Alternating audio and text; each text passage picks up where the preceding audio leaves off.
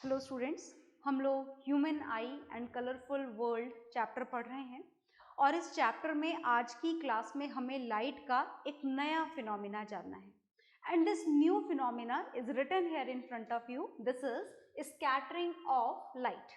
मतलब स्कैटरिंग पढ़नी है हमें लाइट की. तो पहले हम इस वर्ड का थोड़ा सा मतलब समझ लेते हैं और फिर हम इसको जानेंगे फुल डिटेल में. Is it okay?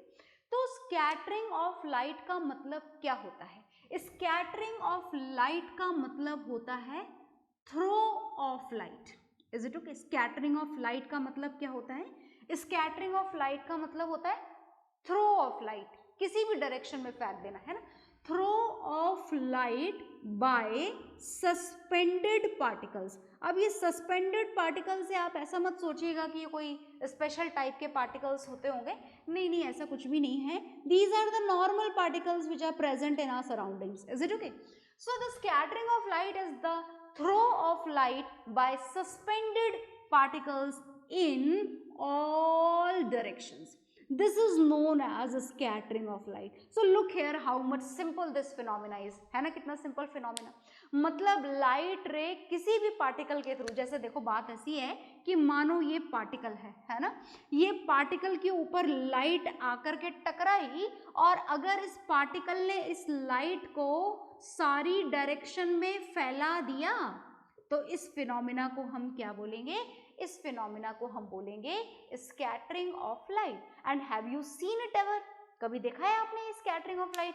मुझे लगता है आप सबने देखा होगा.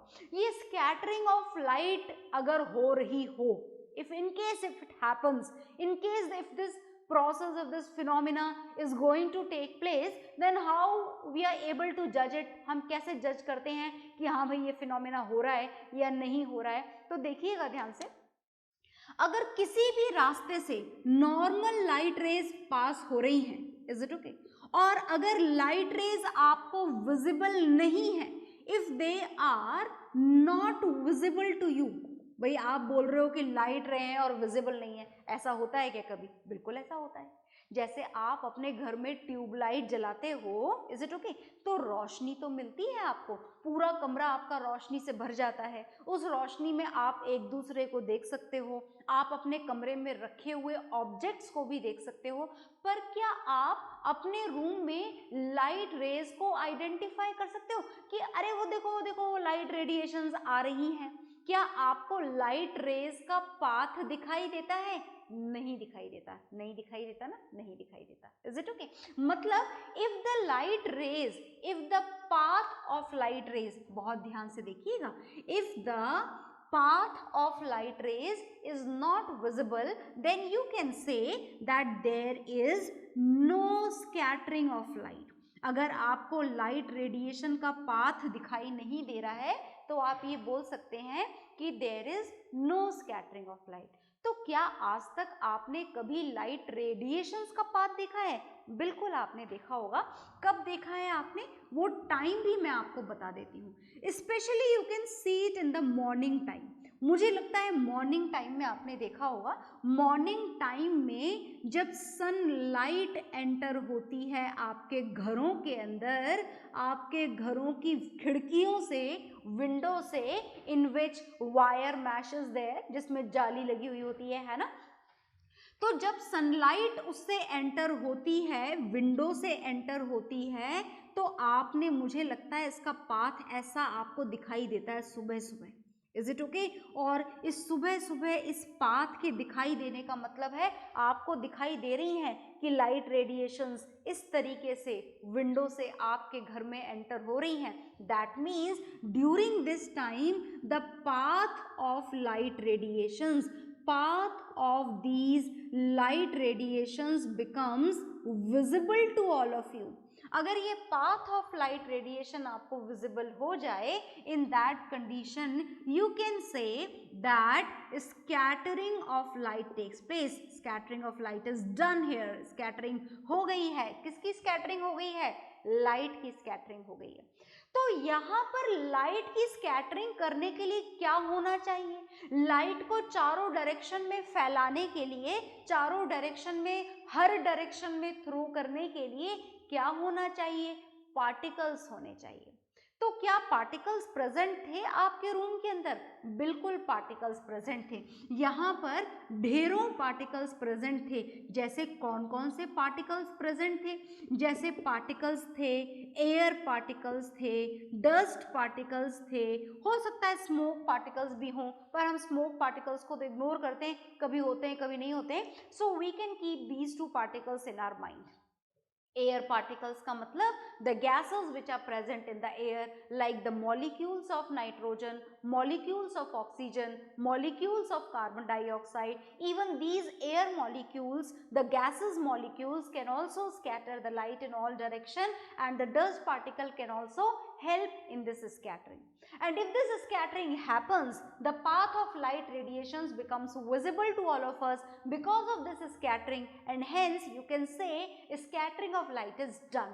And if the path of light radiation is not visible, you cannot see from which direction the light enters into your room, or from which direction, in what direction the light radiations scatter in your room. If you are not at all able to see this path of light radiations, that means you can say no scattering of light radiations takes place. So this is the scattering of light radiations, in which when light rays strikes to a particular particle, to not a single particle, to a lot of particles, thousands of particles. These particles may be air particle, may be smoke particle, may be dust particle, and when these particles, when this light radiation is going to strike to these particles, then these particles throw the light radiations into all direction, and this throwing of light radiations into all direction is known as scattering of light. So I hope the word scattering is clear to all of you. So whatever is there on the board, you just note it down to keep the things very clear into your mind. Okay, so note it down, whatever is there on the board, do it very fast. Okay.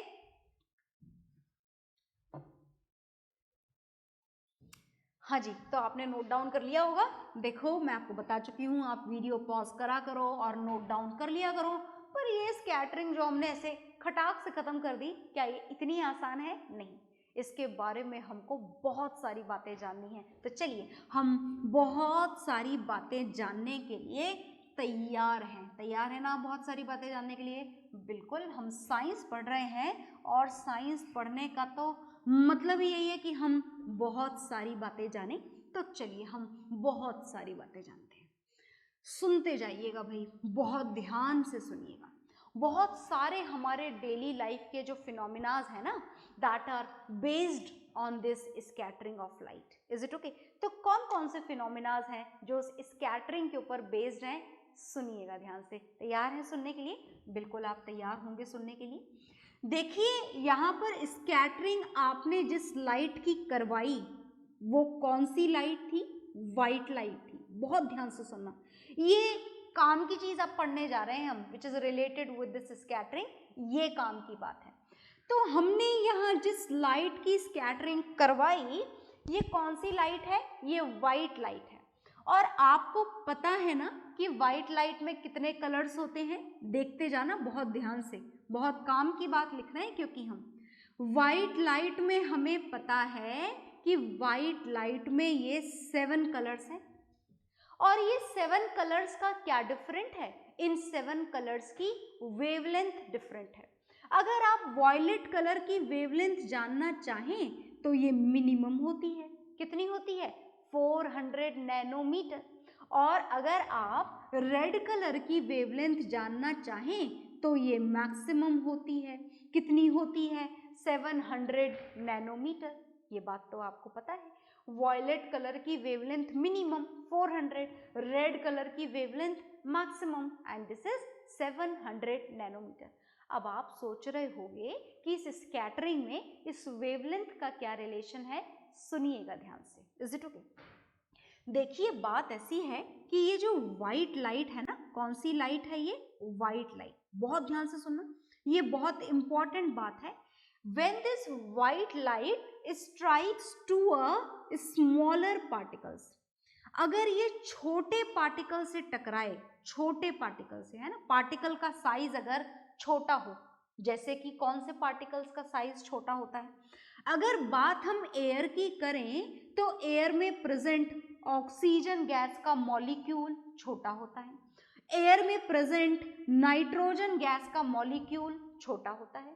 तो when this white light strikes to the smaller particle, अगर ये छोटे particle से टकराए तो जिस colour की scattering होगी, व्हाइट लाइट के सारे कलर की स्कैटरिंग हो जाएगी क्या? नहीं। अगर व्हाइट लाइट छोटे पार्टिकल से टकराई है तो पता है कौन से कलर की स्कैटरिंग होगी?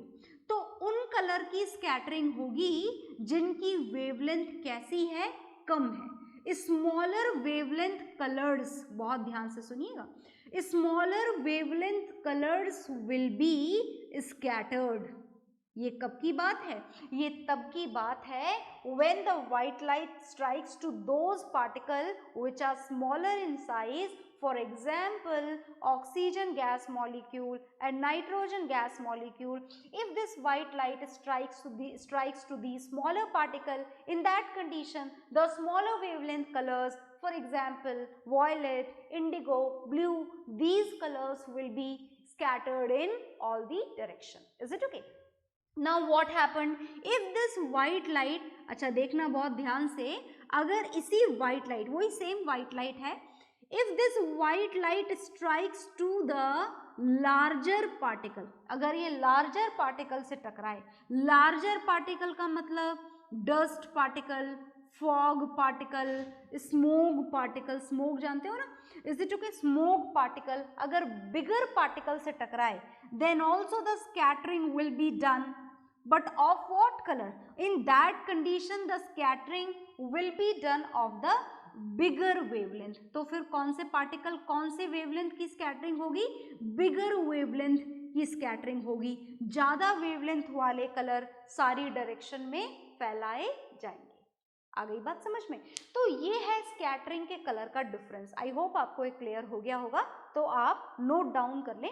और एक बात मैं आपको साथ में और बता दूं कि बात अगर हम इस रेड कलर की करें, इज इट ओके, तो आप देख सकते हैं कि रेड कलर की वेवलेंथ कैसी है?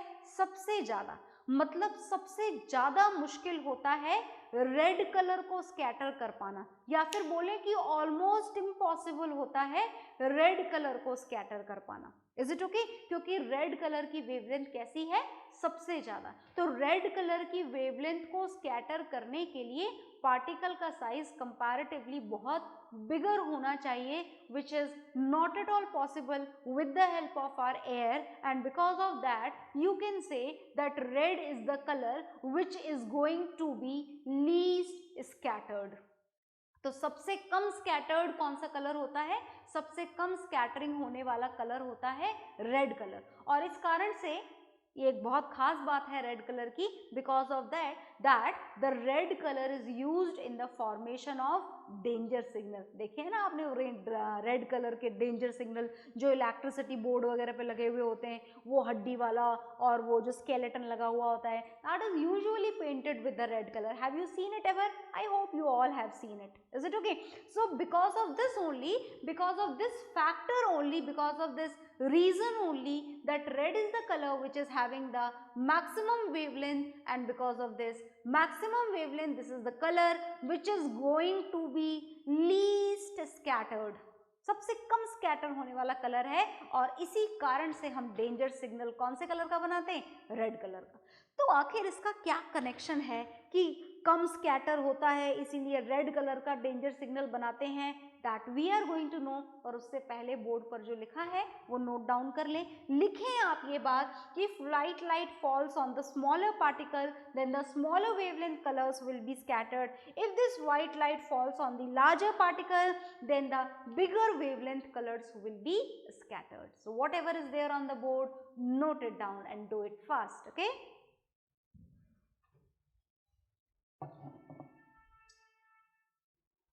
हाँ जी, तो आई होप आपने नोट डाउन कर लिया होगा।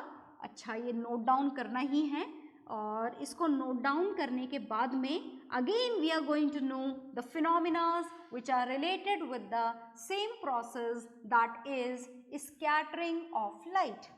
स्कैटरिंग ऑफ लाइट के ही फिनोमिनास देखने हैं आपको, इसी के फिनोमिनास कैरी ऑन करने हैं कि आखिर कलर का क्या वेरिएशन है हमारे एनवायरनमेंट में, हमारे एटमॉस्फेयर में हम उसी कलर वेरिएशन को देखने जा रहे हैं। तो सुनते जाइएगा ध्यान से।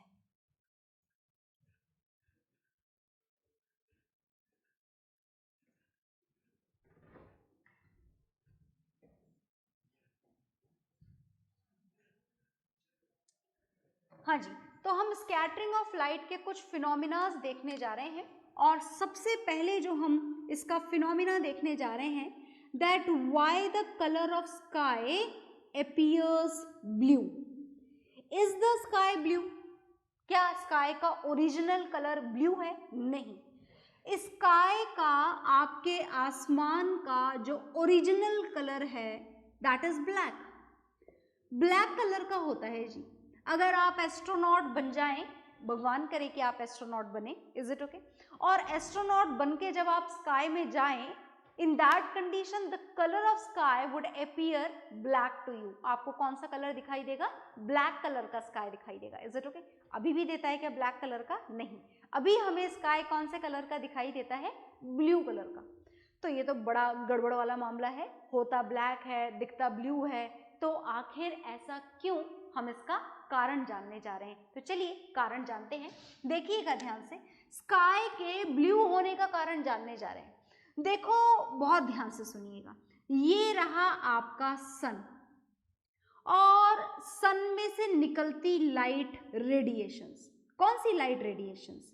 कौन से कलर की लाइट निकलती है सन में से? व्हाइट कलर की।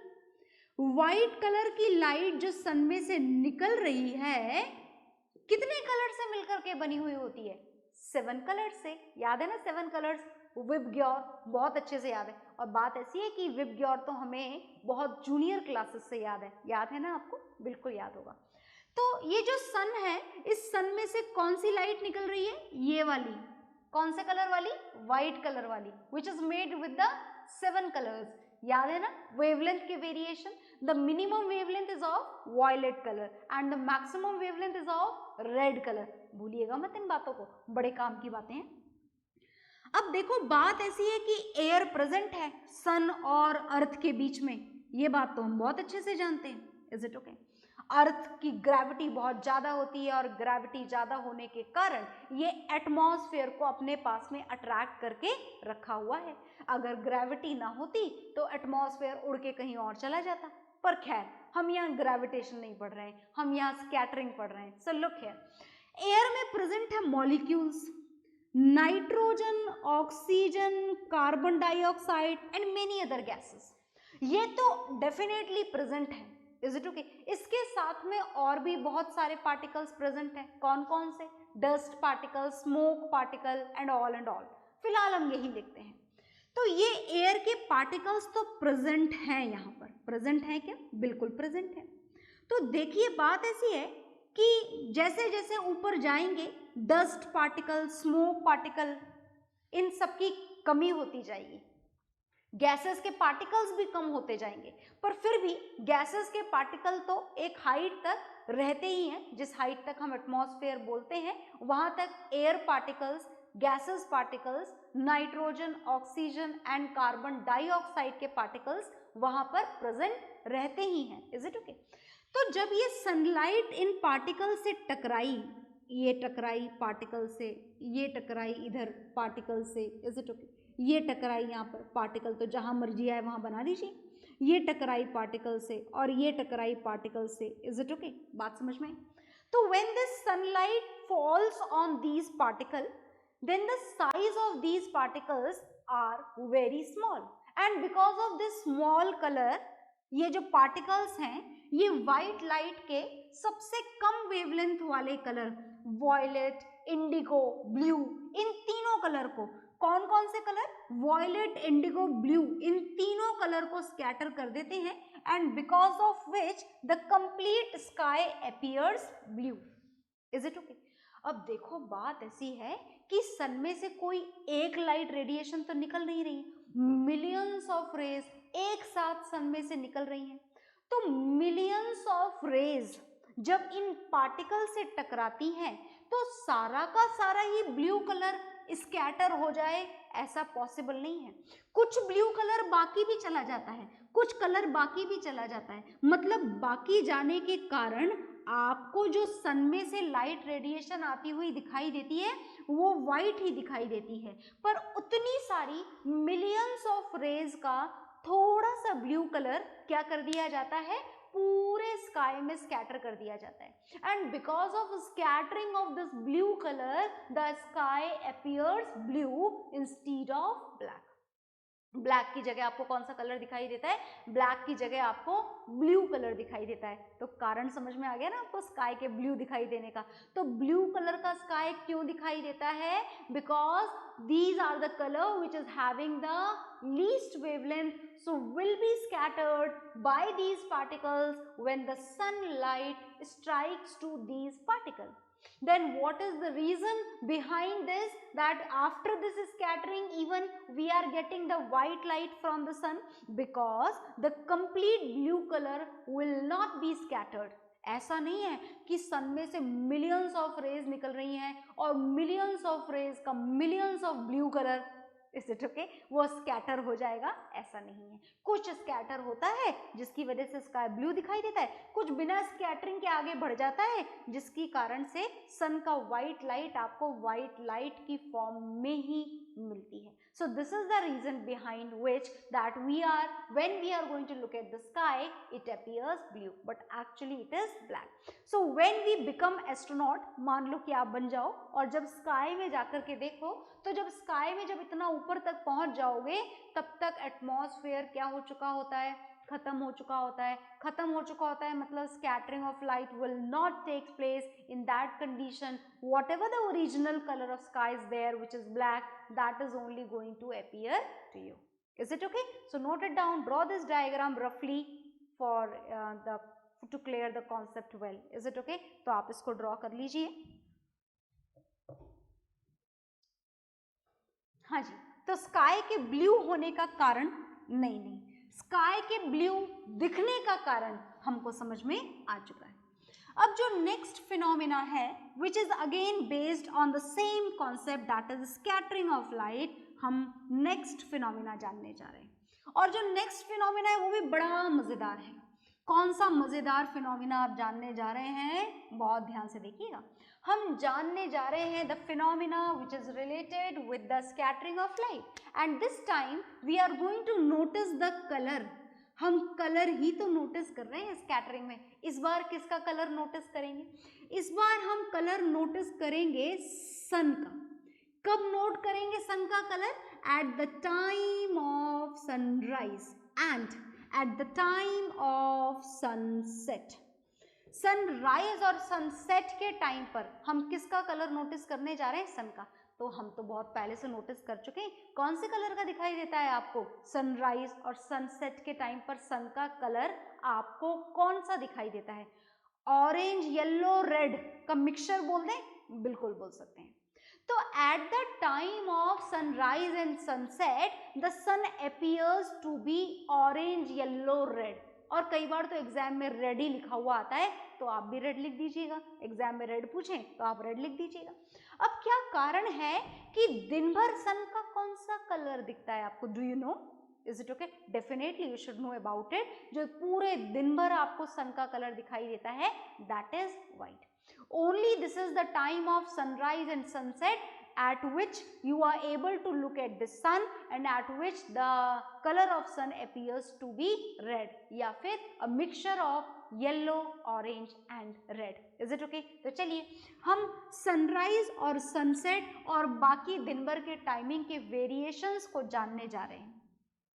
तो देखिए ये है आपकी अर्थ, इज इट ओके, और ये है आपकी अर्थ की आपकी पोजीशन का क्या बोलते हैं इसे बोलते हैं होराइजन, इज इट ओके। और ये है आपका sun during the sunrise, is it okay.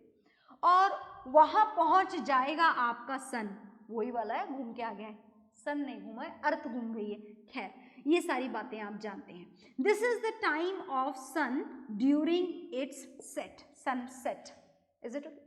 And this is the position of sun which is over our head and this is the position of sun at the noon time.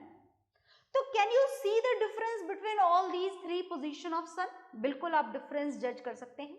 ये sunrise के time का सन है जो हमसे काफी दूर है, वो सनसेट के टाइम का सन है वो भी हमसे काफी दूर है, और ये नून के टाइम का सन है जो हमारे काफी नजदीक आ जाता है। तभी तो आपको दिन में गर्मी ज्यादा लगती है या धूप ज्यादा मिलती है, क्योंकि सन धीरे धीरे आपके पास आ जाता है। Is it okay? आई बात समझ में? तो चलिए देखिएगा, अब बात ऐसी है कि सनराइज और सनसेट के टाइम पर सन इतना दूर है हमसे, मतलब ये जो व्हाइट लाइट इसमें से निकल रही है, इस व्हाइट लाइट को कहां पर पहुंचना है? अर्थ पर पहुंचना है, और इतना लॉन्ग डिस्टेंस ट्रैवल करना है। तो इतना लॉन्ग डिस्टेंस ट्रैवल करते करते बहुत सारे पार्टिकल्स इसके रास्ते में आते हैं। Is it okay? और ये जो रास्ते में इतने सारे पार्टिकल्स आते हैं, ये सारे पार्टिकल्स आपके व्हाइट लाइट की मिनिमम वेवलेंथ वाले कलर, मिनिमम वेवलेंथ का मतलब समझ गए ना, वॉयलेट, इंडिगो, ब्लू, ग्रीन को आप इग्नोर कर सकते हो क्योंकि इतने सारे ब्लू ब्लू ब्लू के साथ में ग्रीन जो है ये आपको अपीयर नहीं होता है। तो ये सारे colour violet, indigo, blue, green, ये सारे कलर क्या हो जाते हैं? सारी डायरेक्शन में स्कैटर हो जाते हैं। तो फिर बचते कौन से कलर हैं?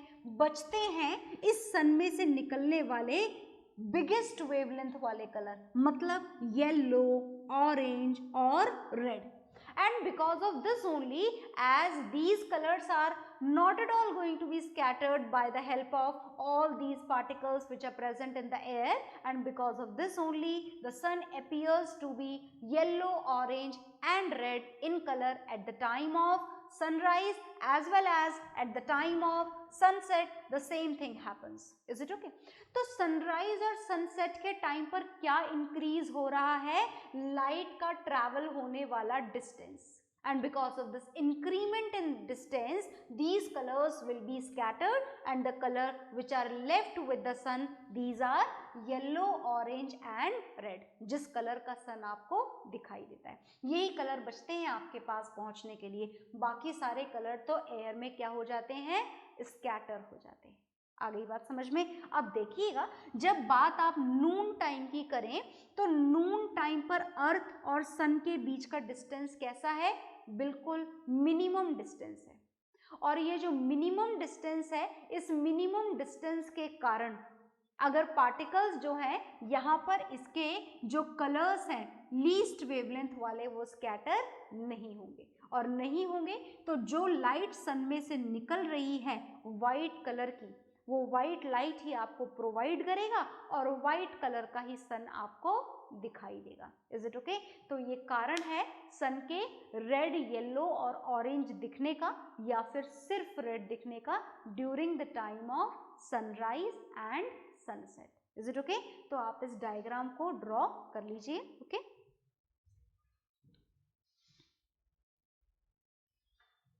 हाँ जी, तो आपने ये ड्रॉ कर लिया होगा, और इसके बाद में हम इस स्कैटरिंग ऑफ लाइट के बारे में कुछ और भी फिनोमिनास जानेंगे, but that will see in the next class. Okay, bye everyone.